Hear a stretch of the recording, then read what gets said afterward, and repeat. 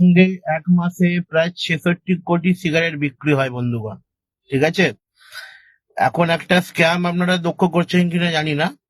প্রত্যেকটা সিগারেটের প্যাকেটে দেখবেন 60 টাকার জায়গায় 70 টাকা, 70 টাকার জায়গায় 80 টাকা নেওয়া হচ্ছে।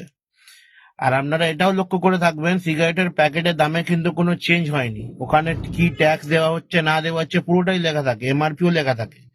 দুটোর মধ্যে কোনোটাই চেঞ্জ নেই। দেখবেন দোকানদাররা আপনার কাছ থেকে এক্সট্রা পয়সা নিচ্ছে, বলে নিবেন নিন, নাহলে চলে যান।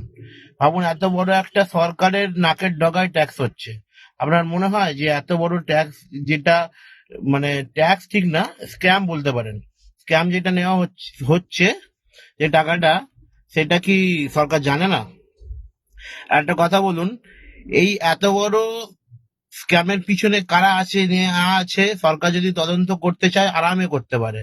আপনারা যখন কিনছেন জিনিসপত্র, দেখে নিন, ঠিক আছে? আপনাদের এইও 2 টাকা 3 টাকা নিচ্ছে ছাড়ো, এরম বলে এই ছাড়োটাই আজকে মাসে কোটি কোটি টাকার হেরফের হয়ে যাচ্ছে। এই টাকাটাই কালো টাকায় প্লাস ভোটে ব্যয় হচ্ছে। বুঝছেন? কোন হাত থেকে কোন হাতে টাকা চলে যাচ্ছে কেউ বলতে পারছে না, কেউ জানতেই পারছে না। যারা কেনেন তারা আমার কথা মিলিয়ে নেবেন। যদি সরকারের কাছে ডাইরেক্ট টাকা ঢুকতো, তাহলে সেটা এমআরপি প্রিন্ট আর ট্যাক্স প্রিন্ট হতো। ধন্যবাদ।